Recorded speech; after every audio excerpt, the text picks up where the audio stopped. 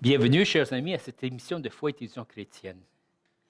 Notre conférencier aujourd'hui, l'abbé Joseph Lin-Veillard, nous présente la 4e tranche de son enseignement. À tous ceux qui l'ont reçu et cru en lui, il les a donné le droit de devenir enfants de Dieu. C'est Dieu qui leur a donné une vie nouvelle. Accueillons chaleureusement l'abbé Joseph Lin-Veillard. Merci d'être à nouveau avec nous cet après-midi pour continuer notre réflexion. Et tout ce que je demande, c'est de regarder si notre parole, notre partage arrive au cœur de votre vie. Ce n'est pas avec des théologies, ce n'est pas avec des paroles extraordinaires que nous allons transformer notre monde. C'est avec la présence de la foi en Jésus que nous pouvons apporter une parole d'espérance et de persévérance. Je me rappelle un jour, j'avais un petit chien et puis ça ne marchait pas bien avec lui. Ça devrait être mon meilleur ami, mais ça ne marchait pas bien. Alors, je lui ai donné quelques tabasses. Et puis, malheureusement, il y avait quelqu'un qui m'a vu tabasser mon petit chien. Et puis, il dit, ne frappez pas l'animal jusqu'aux os. Ne frappez pas l'animal jusqu'aux os. Je n'avais pas compris son message. Mais en grandissant, en réfléchissant, je me dis, cet animal, c'est une créature de Dieu. Et il faut prendre soin de ces créatures. Alors, bien des fois, entre nous, frères et sœurs, entre nous, enfants de Dieu, j'aimerais que cette petite phrase reste au fond de votre cœur. Ne battez pas l'animal, ne frappez pas l'animal jusqu'aux os. Et bien des fois, ça arrive que dans une même famille, nous frappons l'autre jusqu'aux os. Nous blessons l'autre jusqu'aux os. C'est-à-dire jusqu'à son intérieur, jusqu'à la partie la plus intime, plus douce de sa vie, nous blessons nos frères et sœurs. Et jusqu'à présent encore, je me demande combien de fois, sur le chemin de la vie, nous avons blessé tant de personnes jusqu'aux os. C'est peut-être mon mari, c'est peut-être mon voisin, c'est peut-être mon compagnon de classe, c'est peut-être une consoeur. Combien de fois, par notre attitude, nous avons blessé l'autre jusqu'aux os, jusqu'à la moelle. Et n'oublie pas que fort souvent, ce sont ces blessures qui marquent la vie de cette personne à chaque fois qu'elle te voit. Et aujourd'hui, la question de savoir si nous sommes enfants de Dieu, si nous sommes de la même famille, c'est ce qui m'intéresse, c'est ce qui nous intéresse aujourd'hui. Est-ce que nous sommes de la même famille? On a parlé de frères et de sœurs, on a parlé du peuple Israël comme enfant de Dieu, comme collectivité. On a parlé de notre rencontre avec Jésus, notre rencontre avec Dieu. Parce que par lui, avec lui et en lui, tout subsiste. Nous savons que Jésus nous apporte la rédemption, le salut. Alors maintenant, de savoir de quelle famille, pourquoi nous sommes appelés à être famille de Dieu dans notre monde. Quelle que soit notre race, quelle que soit notre couleur, quelle que soit notre langue, quelle que soit la divergence. Et des fois, dans l'histoire, nous avons vu des atrocités, frères et sœurs, des atrocités entre des hommes, des femmes, parce qu'ils sont différents. Ils sont différents, parce qu'ils ne parlent pas la même langue. Et même au sein de la foi chrétienne, nous voyons qu'il y a des interprétations de la parole de Dieu où nous nous sentons vraiment, est-ce que c'est ça? Est-ce que Jésus veut ça? Est-ce que c'est ce que Jésus veut vraiment? Est-ce que Jésus veut qu'on aille dans cette direction? À cause de quoi? À cause de ma langue, à cause de ma couleur, à cause de mon terre. Non, non. Est-ce que vraiment je prends conscience aujourd'hui que dans l'histoire, on s'est laissé aller à blesser l'autre jusqu'aux os? Jusqu'aux os. C'est important, frères et sœurs. C'est important. Parce que si nous disons que nous sommes de la même famille, ça peut arriver qu'on ait des petites discussions. Ça peut arriver qu'on ait des moments de tension entre nous. Mais arrivé à un moment donné, il faut que l'harmonie et la réconciliation deviennent vraiment l'élément important pour cette réunification des membres de la famille. Alors, je pense que quand nous disons que nous sommes enfants de Dieu, il faut vraiment éviter de blesser l'autre jusqu'aux os. Jusqu'aux os. C'est blesser Dieu. C'est blesser l'image de Dieu en nous. C'est blesser le frère, la sœur qui a la ressemblance, qui a l'esprit de Dieu en nous. Et je le dis là, mais des fois il y a tellement de tensions, tellement de blessures entre nous, enfants de Dieu chrétiens là. On se dit enfants chrétiens là. Les chrétiens, c'est un disciple. C'est quelqu'un qui marche sur les pas de Jésus. Et nous avons vu dans l'histoire des atrocités au nom de Jésus. Et aujourd'hui, bien des fois, on demande pardon. Heureusement, nous demandons pardon pour les erreurs, pour les mépris, pour les violences. Heureusement. Et c'est ce qui nous rend forts quand nous prenons conscience que nous avons mal agi. Parce qu'en lui, qu'il soit noir, qu'il soit autochtone, qu'il soit blanc, qu'il soit des yeux amandés, il y a le souffle de Dieu. Il a été fait à la ressemblance de Dieu. Ne blessez pas l'animal jusqu'aux os. Il est fils et fille de Dieu.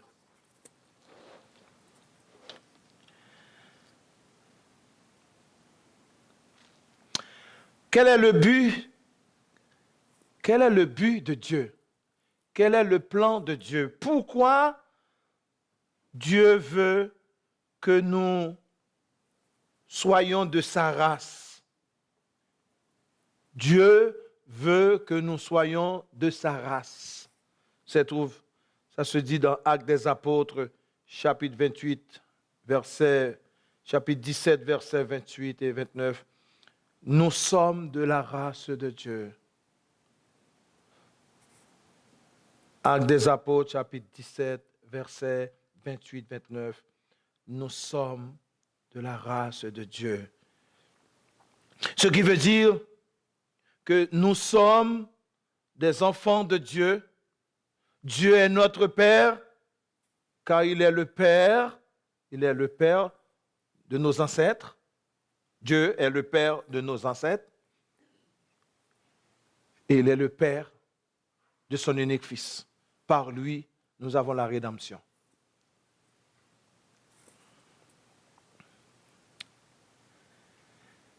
Saint Paul explique cette nouvelle famille.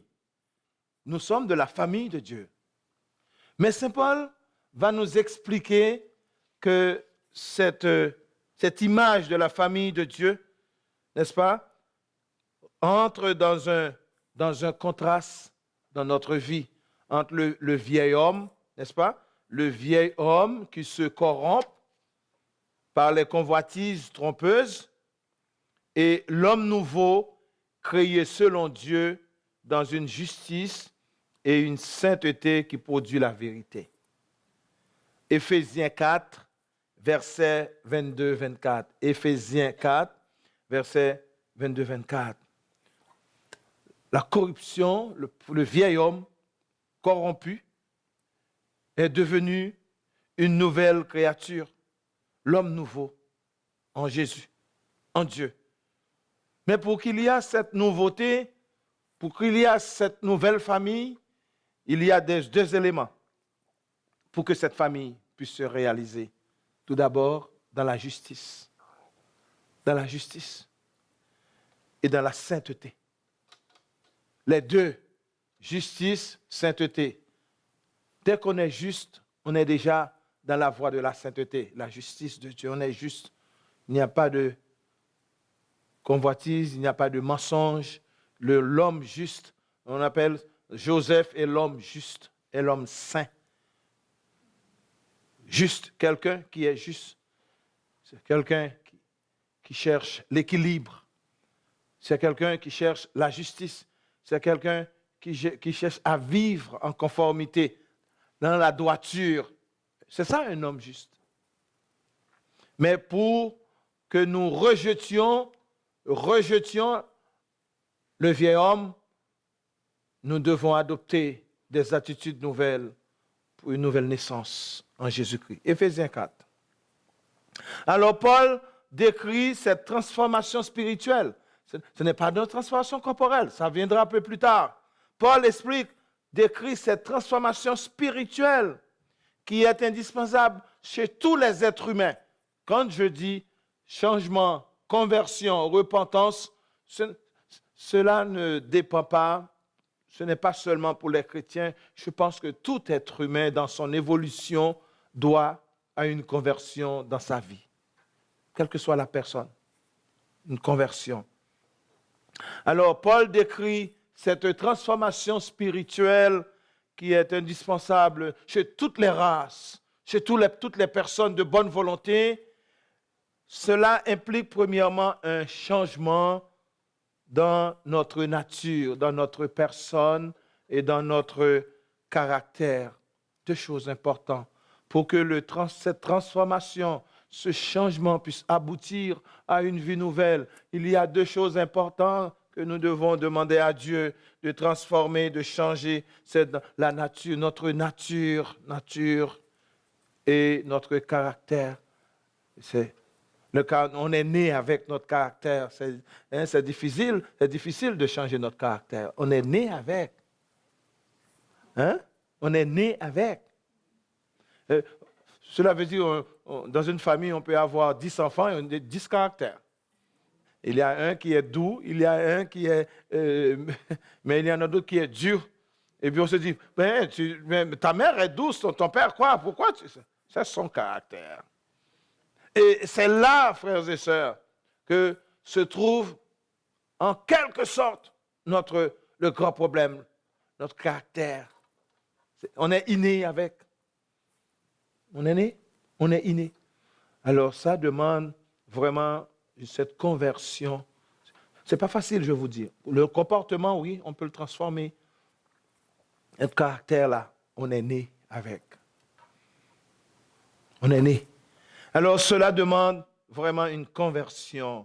Et elle est suivie d'une fois que nous demandons à Dieu de changer, de nous aider dans notre nature, notre personne, notre in, eh bien, nous devenons tout de suite un être ressuscité. Alors, ce changement, cette conversion de vie donne comme source de salut la résurrection en Jésus-Christ. Sentons-nous vraiment, nous qui sommes ici, là, mais vous qui m'écoutez, sentez-vous vraiment que nous sommes des êtres ressuscités? Parce que la résurrection du Seigneur, être ressuscité, c'est dans la splendeur de la lumière. C'est une personne debout, une personne qui avance contre les ténèbres, contre les forces négatives. Jésus, quand il est ressuscité, là, son corps, sa personne devient un être nouveau, illuminé par la présence de ce grand jour, de cet acte qu'il a accompli, de cette transformation. Alors, sentons-nous que dans notre communauté, nous sommes des êtres, des personnes ressuscitées, ou bien encore, on est une communauté assise une communauté assise, une communauté avec des difficultés, une communauté qui se plaint toujours. Mais s'il n'y a pas de gens, si les gens ne viennent pas, mes amis missionnaires, sortons. Sortons. Ce n'est pas facile, mais sortons. Alors nous sommes devenus une personne ressuscitée, une totale métamorphose dans notre vie spirituelle. Et cette transformation nous amène toujours à cette rencontre. Rencontre. Transformer, métamorphoser devient une rencontre. On devient une personne vraiment remplie de cette présence éternelle dans notre vie. On est doté d'une vie éternelle.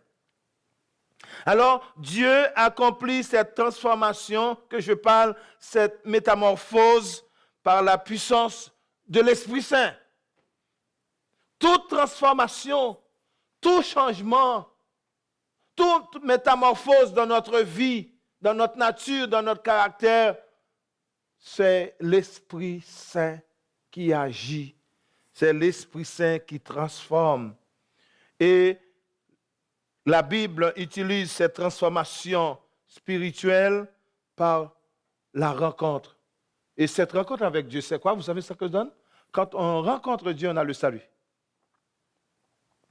La transformation, cette métamorphose de notre vie, de notre parole, de nos gestes, qui nous amène à une transformation spirituelle. On n'est pas la même personne et ça nous apporte le salut. Paul décrit ceux qui recevront le salut en tant qu'enfants de Dieu. Ceux qui recevront le salut, don de Dieu, c'est un don gratuit de Dieu. Mais, en quelque sorte, il faut qu'il y ait ce changement, il faut qu'il y ait ce désir, cette volonté. Et c'est là la liberté de Dieu. Si on ne veut pas changer, que voulez-vous? Si on ne veut pas être transformé, que voulez-vous? Vous savez, Dieu nous laisse libres dans notre choix, n'est-ce pas? Alors, Saint Paul va décrire que ceux qui recevront le salut en tant qu'enfants de Dieu, voilà ce qu'il dit. L'Esprit lui-même rend témoignage à notre esprit que nous sommes enfants de Dieu. Si nous sommes enfants de Dieu, nous sommes aussi héritiers de Dieu, co-héritiers du Christ. Si toutefois nous souffrons avec lui, afin d'être glorifiés avec lui. Romains 8, versets 16 et 17. Nous sommes, or si nous sommes, la question est, ce n'est pas que nous, Saint Jean va dire affirmativement, nous sommes enfants de Dieu, Saint Jean va le dire. Mais Saint Paul dira, si nous sommes enfants de Dieu, nous sommes aussi héritiers et co-héritiers en Christ. Si toutefois nous souffrons avec lui, afin d'être glorifiés avec lui. Alors commençons à saisir la signification de la déclaration inspirée par Paul. Elle explique pourquoi nous sommes la raison même de notre existence et pourquoi nous sommes nés. Nous sommes nés. Elle donne un sens à la vie elle-même. Elle explique pourquoi Dieu veut que tous les gens arrivent à la connaissance de la vérité. Dieu veut que nous arrivions tous et toutes à la connaissance de la vérité. Et je vous dis, si les enfants de Dieu, si la communauté, les frères et les sœurs dans la communauté, la famille de Dieu, décideraient de rechercher la connaissance de vérité en Jésus-Christ, quelle merveille! Quelle merveille! On serait vraiment des communautés merveilleuses, des communautés ensoleillées, des hommes et des femmes remplis du don de l'Esprit Saint. Mais si,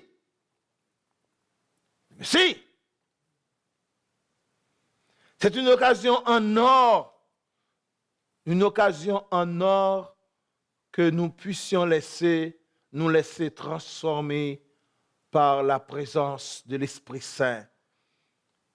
Une occasion en or de faire partie de la famille de Dieu. Enfants de Dieu, famille de Dieu.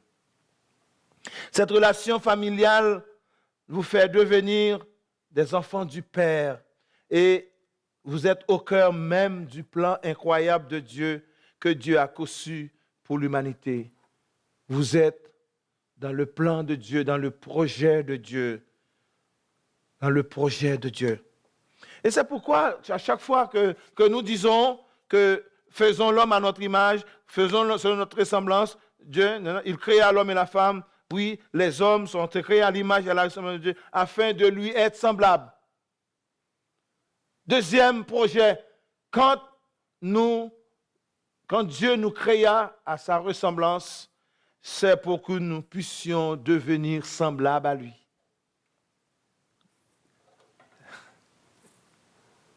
Ce n'est pas des êtres inférieurs que nous sommes. Peut-être le péché, en épousant le péché, en épousant les désirs de l'autre, de l'adversité, nous perdons cette légitimité d'être l'image de Dieu, d'être Dieu. Nous perdons cette légitimité. Mais Dieu, par son amour, par sa miséricorde, va nous relever. Nous disons merci à Dieu. Nous disons merci aujourd'hui, puisque l'engendrement de son Fils nous permet d'entrer dans une nouvelle dimension. Dieu dit clairement que sa famille comprend des personnes physiques qui sont actuellement des hommes et des femmes, donc à la fois des fils et des filles, car vous êtes tous fils et filles de Dieu par la foi en Jésus-Christ. Vous êtes tous filles et fils de Dieu par la foi en Jésus-Christ. Vous tous qui avez été baptisés en Christ, vous avez revêtu Christ. Il n'y a plus ni juif, ni grec, il n'y a plus ni esclave, ni libre, il n'y a plus ni homme, ni femme, car tous, vous êtes un en Jésus-Christ. La nouvelle vie, nouvelle famille du Christ. Dans Galates 3, verset 26-28. Galates 3, verset 26-28. Il n'y a une seule famille. Vous êtes tous un en Jésus-Christ. Est-ce que je rêve? Est-ce que je rêve? La parole me dit que nous sommes tous en Jésus-Christ. Un, pas deux. Nous sommes une famille.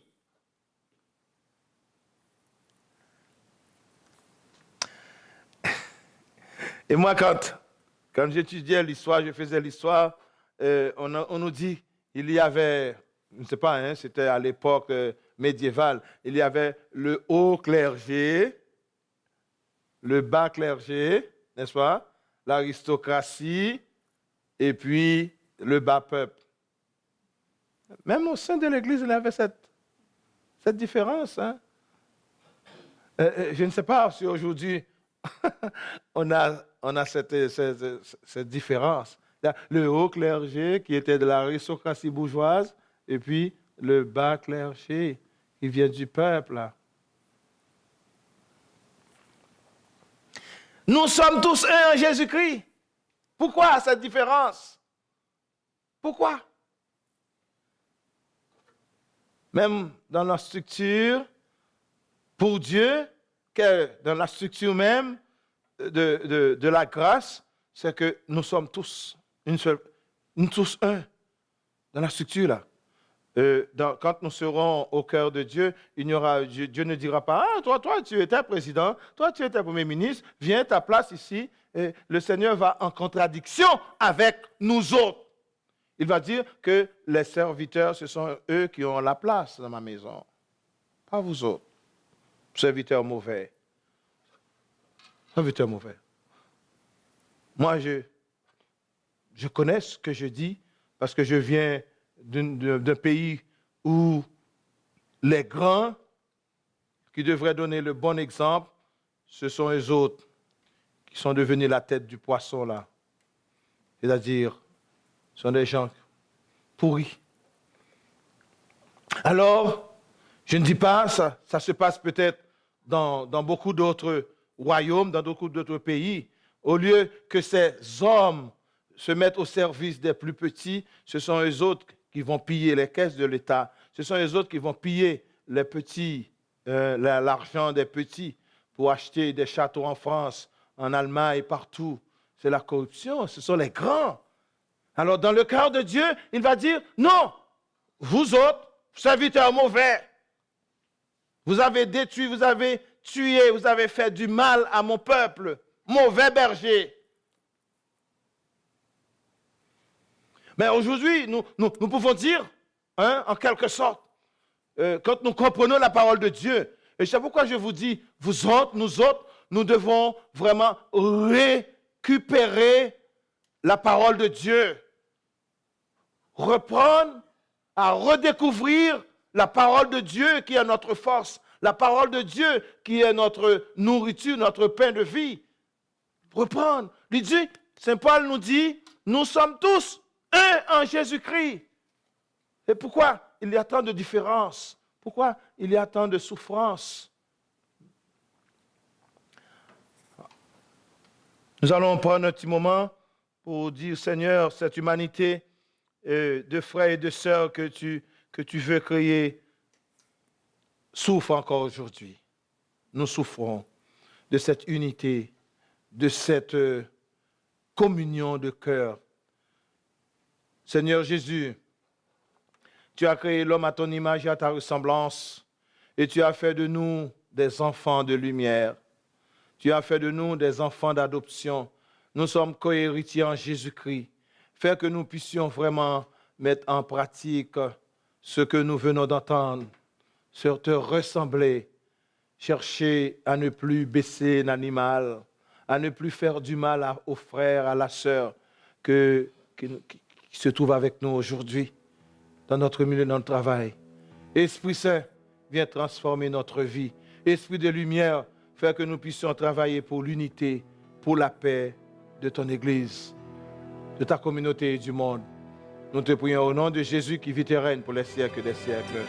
Amen.